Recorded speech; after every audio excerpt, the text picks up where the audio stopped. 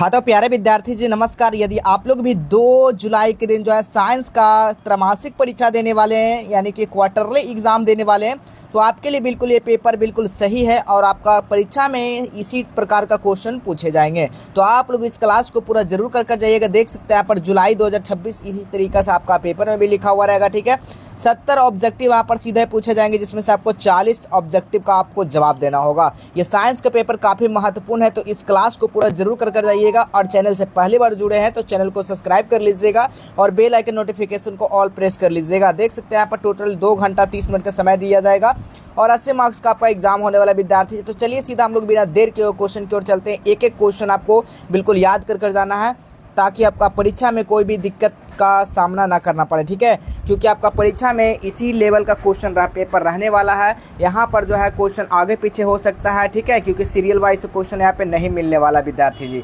आप लोग जिस तरह से कि फाइनल परीक्षा में क्या सीरियल वाइज मिलता है नहीं मिलता आप लोग देखते होंगे, उसी तरीके से यहाँ पर भी सीरियल वाइज क्वेश्चन नहीं मिलने वाला है। आप लोग को इधर उधर करके आपको क्वेश्चन रहने वाला है। कोई 1 में है तो कोई 20 में आपको मिलेगा, कोई 15 में है तो कोई 30 में मिलेगा। ठीक है, इस तरीके से क्वेश्चन मिलेगा, लेकिन सभी क्वेश्चन आपका परीक्षा में देखने को मिलेगा। ठीक है, त्रैमासिक परीक्षा में, तो इस क्लास को पूरा जरूर कर जाइएगा।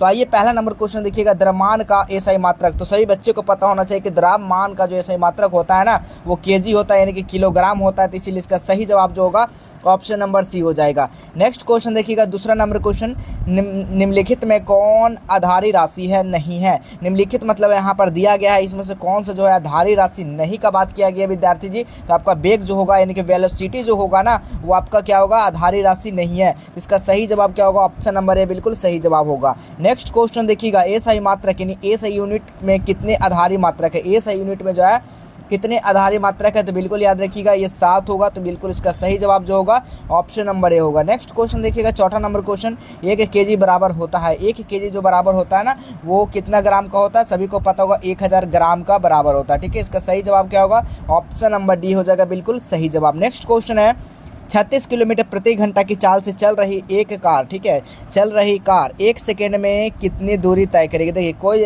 36 किलोमीटर प्रति घंटा वो चल रहा है तो 1 सेकेंड का बात किया गया, 1 सेकेंड में वो कितना किलोमीटर जो है ना कितना दूरी तय करेगी यह बात कहा गया। ठीक है, तो इसको हम लोग निकालेंगे ना तो 10 मीटर आया है हमारा कैलकुलेशन में। ठीक है, तो ऑप्शन नंबर यहाँ पर भी बिल्कुल सही जवाब होगा। नेक्स्ट क्वेश्चन देखिएगा, एक समान वृत्तीय गति में, एक समान वृत्तीय गति में जो है वो क्या होता है, चाल अचर और वेग चर रहते हैं। इसीलिए इसका सही जवाब ऑप्शन नंबर ए हो जाएगा। नेक्स्ट क्वेश्चन है, यदि 2 राशियों का परस्पर ग्राफ सरल रेखा में हो तो दोनों राशियां क्या होगा, अनुक्रमानुपाती होगा। इसीलिए इसका सही जवाब ऑप्शन नंबर बी हो जाएगा। नेक्स्ट क्वेश्चन देखिएगा, त्वरण का एसआई मात्रक, त्वरण का जो एसआई मात्रक होता है वो मीटर सेकेंड स्क्वायर होता है। इसीलिए इसका सही जवाब होगा ऑप्शन नंबर बी मिल जाएगा। नेक्स्ट क्वेश्चन है, निम्नलिखित में कौन सदिश राशि है। सदिश राशि का बात किया गया विद्यार्थी जी, तो सदिश राशि जो होगा वो दूरी हो जाएगा। ऑप्शन नंबर ए बिल्कुल सही जवाब होगा। नेक्स्ट क्वेश्चन है, कोणीय वेग का मात्रक, कोणीय वेग का मात्रक पूछा गया है। तो हमेशा याद रखिएगा कोणीय वेग का जो मात्रक होता है ना विद्यार्थी जी वो रेडियन क्या होता है, रेडियन सेकेंड होता है। तो ऑप्शन नंबर यहाँ पर क्या होगा, ए बिल्कुल सही जवाब होगा। नेक्स्ट क्वेश्चन देखेंगे, 11 नंबर क्वेश्चन, समय के साथ वेग परिवर्तन की दर को कहते हैं। समय के साथ वेग परिवर्तन को दर को हम लोग बोलते हैं त्वरण बोलते हैं, कि एक्सीलरेशन बोलते हैं। ऑप्शन नंबर यहाँ पर भी बिल्कुल सही जवाब होगा। एक भी क्वेश्चन आपको नहीं छोड़कर आना है विद्यार्थी जी, सारा का सारा क्वेश्चन याद कर जाना है क्योंकि परीक्षा में इसी प्रकार का इसी टाइप का क्वेश्चन रहने वाला और इसी लेवल का क्वेश्चन रहेगा। ठीक है, आपको यहाँ पर टोटल का टोटल 70 में 70 कर आना विद्यार्थी जी। ठीक है, तो एक भी क्वेश्चन आपको छोड़कर नहीं आना है। तो देखिएगा 12 नंबर क्वेश्चन क्या पूछा गया है, निम्नलिखित में कौन अदिश राशि है। 12 नंबर क्वेश्चन कहा जा रहा है अदिश राशि का बात कहा जा रहा है। तो हमारा चाल जो होगा यानी कि स्पीड जो होगा वो हमारा क्या होगा, तो स्पीड जो होगा ना हमारा क्या होगा बताइएगा, स्पीड जो हमारा होगा वो क्या होगा, हमारा एक यानी कि अदिश राशि है यानी कि स्केलर क्वांटिटी है। ठीक है, देख सकते हैं स्केलर क्वांटिटी क्या होगा, हमारा स्पीड हो जाएगा यानी कि चाल हो जाएगा। ऑप्शन नंबर ए बिल्कुल सही जवाब होगा। नेक्स्ट क्वेश्चन देखिएगा, वेग का मात्रक होता है वेग, ठीक है, यानी कि वेलोसिटी, वेलोसिटी यानी कि the unit of velocity is क्या होगा, वेग जो होगा वो क्या होगा आपका किसमें होगा? वेग का मात्रक होता है। वेग का मात्रक बताइएगा, मीटर सेकेंड, किलोमीटर या मीटर मिनट या इनमें से सभी बताइएगा क्या होगा इसका सही जवाब। आप लोग कमेंट बॉक्स में दीजिएगा। देखते हैं विद्यार्थी जी कितने आप लोग का दिमाग जो है तेज़ चलता है। इसका कमेंट कौन कौन सही से देते हैं इस कमेंट बॉक्स में ज़रूर आप लोग कमेंट कर दीजिएगा। नेक्स्ट क्वेश्चन देखिएगा, एक समान त्वरित गति के लिए औसत वेग। एक समान त्वरित गति के लिए जो औसत वेग होता है ना विद्यार्थी जी, वो याद रखिएगा u + v बटा कितना होता है? बटा 2 होता है। इसलिए इसका सही जवाब जो होगा ऑप्शन नंबर सी होगा। नेक्स्ट क्वेश्चन देखिएगा, जब कोई वस्तु एक समान गति से चलती है तब उसके लिए समय दूरी ग्राफ की प्रकृति के होती है। तो याद रखिएगा विद्यार्थी जी क्या होगा? एक सरल रेखा हो जाएगा। ऑप्शन नंबर यहाँ पर सी बिल्कुल सही जवाब होगा। नेक्स्ट क्वेश्चन है, जब कोई वस्तु एक निश्चित बिंदु से आगे पीछे या ऊपर नीचे चलती है तो इस गति को कहते हैं, इस गति को हम लोग क्या कहते हैं? तो इस गति को हम लोग दोलन गति कहते हैं। इसीलिए इसका सही जवाब होगा ऑप्शन नंबर सी हो जाएगा। ठीक है।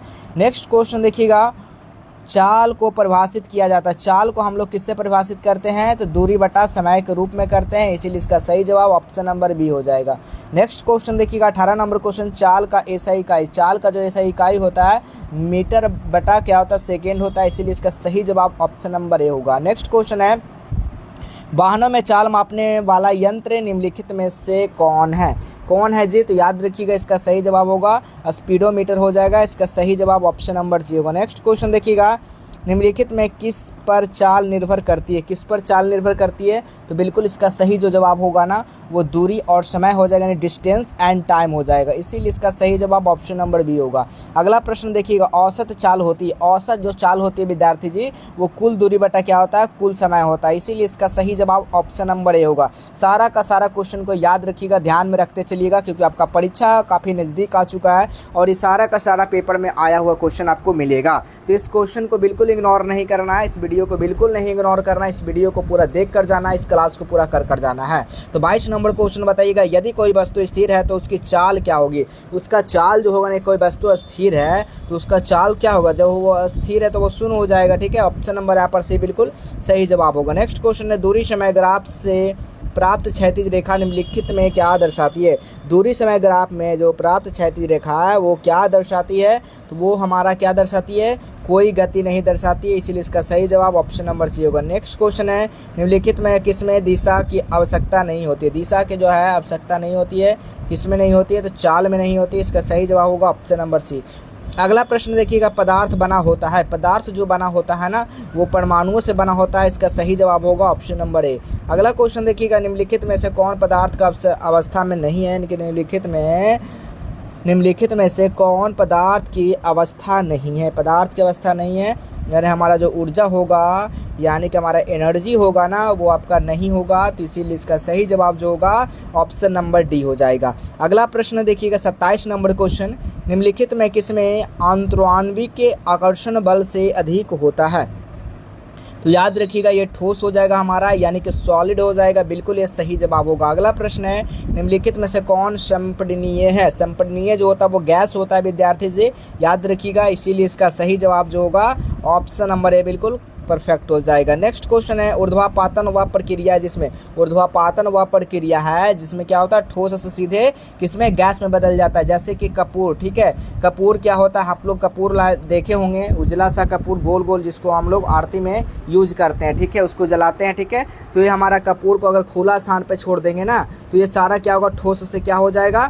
ठोस से ये गैस में परिवर्तन हो जाएगा, यानी कि सारा का सारा यहाँ से गायब हो जाएगा ये कपूर। ठीक है। वो गैस में परिवर्तन हो जाएगा। नेक्स्ट क्वेश्चन देखिएगा, 30 नंबर क्वेश्चन क्या पूछा गया है? 30 नंबर क्वेश्चन है, निम्नलिखित में कौन जल का क्वथनांक होता है? जल का जो क्वथनांक होता है, क्वथनांक पूछा गया है। क्वथनांक होता है कितना? 100 सेंटीग्रेड होता है ना। बिल्कुल इसका सही जवाब होगा ऑप्शन नंबर सी हो जाएगा विद्यार्थी जी। अगला प्रश्न देखिएगा, द्रव में वाष्प में बदलने की प्रक्रिया कहलाते हैं। द्रव को वाष्प में, यानी कि पानी को हम लोग वाष्प में परिवर्तन कहलाते हैं, तो वाष्पीकरण कहलाता है। ठीक है। सभी बच्चे को पता होना चाहिए। ऑप्शन नंबर सी बिल्कुल करेक्ट हो जाएगा। नेक्स्ट क्वेश्चन देखिएगा, निम्नलिखित में से कौन ऊर्ध्वापातज पदार्थ है? ऊर्ध्वापातज जो पदार्थ है ना वो कौन सा हो जाएगा? तो कपूर जो होगा हमारा ऊर्ध्वापातज। जैसे कि बताएं कि ठोस से वो क्या होता है?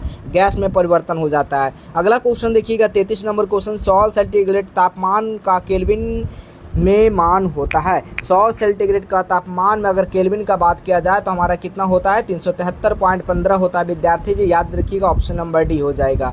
अगला क्वेश्चन देखिएगा, सौर मंडल में प्लाज्मा अवस्था की उत्पत्ति का कारण जो होता है वो क्या होता है, तो याद रखिएगा उच्च तापमान। ऑप्शन नंबर यहाँ पर सी बिल्कुल सही जवाब होगा। अगला क्वेश्चन देखिएगा 35 नंबर क्वेश्चन, गर्म करने पर गैस का आयतन, गर्म करने पर गैस का जो आयतन है ना वो बढ़ जाता है, इसलिए इसका सही जवाब ऑप्शन नंबर ए होगा। अगला क्वेश्चन है, निम्नलिखित में क्या बाष्पीकरण के कारण होता है, निम्नलिखित में क्या बाष्पीकरण के कारण होता है, क्या बाष्पीकरण के कारण होता है,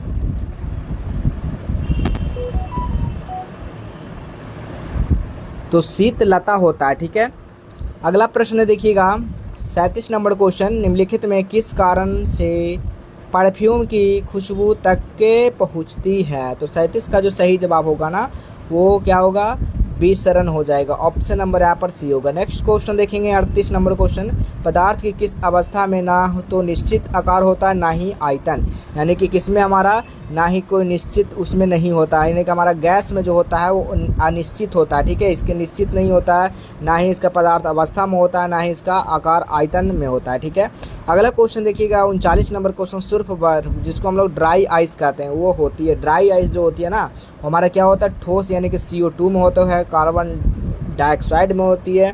अगला क्वेश्चन देखिएगा 40 नंबर क्वेश्चन, निम्नलिखित में किसमें कणों की सर्वाधिक गतिज ऊर्जा होती है, सबसे अधिक जो है गतिज ऊर्जा किसमें होती है, तो याद रखिएगा प्लाज्मा में होती है। ऑप्शन नंबर यहाँ पर डी बिल्कुल सही जवाब होगा। अगला क्वेश्चन देखिएगा 41 नंबर क्वेश्चन, प्रकृतिक में पदार्थ की कितनी अवस्थाएं सामान्य पाई जाती है, प्रकृतिक में पदार्थ की जो है ना कितनी अवस्थाएं सामान्य पाई जाती है, तो इसका सही जवाब क्या होगा, आपका 3 हो जाएगा, बी बिल्कुल सही जवाब होगा। नेक्स्ट क्वेश्चन है, निम्नलिखित में किसमें प्लाज्मा अवस्था पाई जाती है, प्लाज्मा अवस्था पाई जाती है, तो बिजली में, इसका सही जवाब ऑप्शन नंबर बी होगा। अगला क्वेश्चन है, निम्नलिखित में किस कारण से बाष्पीकरण की दर बढ़ती है, तो बाष्पीकरण का जो दर बढ़ती है वो क्षेत्रफल में वृद्धि। ऑप्शन नंबर यहाँ पर बी हो जाएगा। अब चलिए आपको बताते हैं कैसे आप लोग इस प्रश्न पत्र को गूगल के माध्यम से डाउनलोड कर सकते हैं, सब्जेक्टिव क्वेश्चन कहाँ से आप लोग डाउनलोड कर सकते हैं, अपना तैयारी को कैसे बेहतर कर सकते हैं।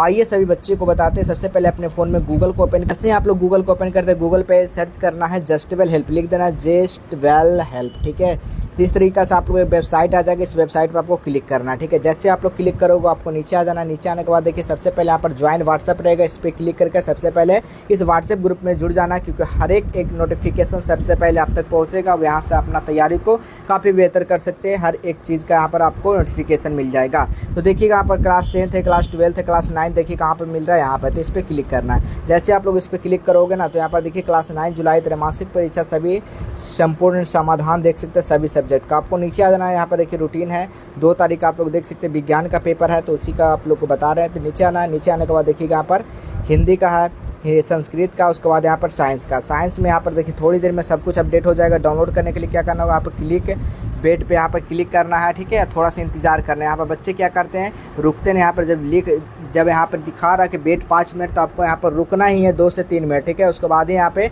डाउनलोड कर आप लोग सीधा डाउनलोड कर सकते हैं। ठीक है, डाउनलोड बटन पे क्लिक कर डाउनलोड कर सकते हैं, तो यहाँ से रुकना है इसको। नेक्स्ट क्वेश्चन देखिएगा, निम्नलिखित में कौन पदार्थ नहीं है, पदार्थ का पूछा गया कौन पदार्थ नहीं है, तो हमारा प्रकाश जो है वो पदार्थ नहीं है। अगला क्वेश्चन देखिएगा, दाब का ऐसा मात्रक यानी कि प्रेशर का पूछा गया है, द प्रेशर इज क्या होगा, यूनिट, द ऐसा यूनिट इन प्रेशर, प्रेशर का ऐसा मात्रक पूछा गया है तो क्या हो जाएगा आपका पास्कल हो जाएगा। ऑप्शन नंबर बी होगा। नेक्स्ट क्वेश्चन है, गैस को द्रव में बदलने की प्रक्रिया को क्या कहते हैं, तो ऊर्ध्वापातन कहते हैं। ठीक है, ऑप्शन नंबर यहाँ पर सी होगा। अगला प्रश्न देखिएगा 47 नंबर क्वेश्चन, वह ताप जिस पर ठोस द्रव में परिवर्तन होता है वो कहलाता है, वो क्या कहलाता है जी, तो वो जो कहलाता है वो गलनांक कहलाता है। ऑप्शन नंबर सी होगा। नेक्स्ट क्वेश्चन है, कोशिका का खोजकर्ता कौन था, कोशिका का जो खोजकर्ता है ना वो रॉबर्ट हुक हो जाएगा।